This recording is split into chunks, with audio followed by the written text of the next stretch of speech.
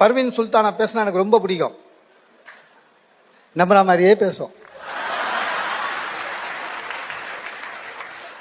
இப்ப யாரு போய் காளியை போய் பாக்குறது? இந்த நடுவர் வேற லைட்டா கிணத்துல குழி விழுது போய் பாருங்கன்னு. போய் பாருப்பா. சிவன் காலம் மெரிச்சான். அந்த சொல்லும் போது அந்த டோன் பாத்தீங்களா? அவ்வளோ கோபம். காளிக்கு இல்ல.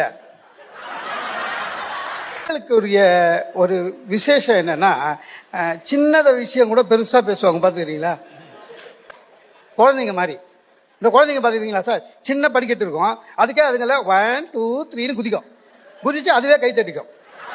நம்ம குழந்தை தானே, நம்மளும் கை தட்டணும். இப்ப நீங்க தட்டினீங்களா அவங்க பேசும்போது? அந்த மாதிரி.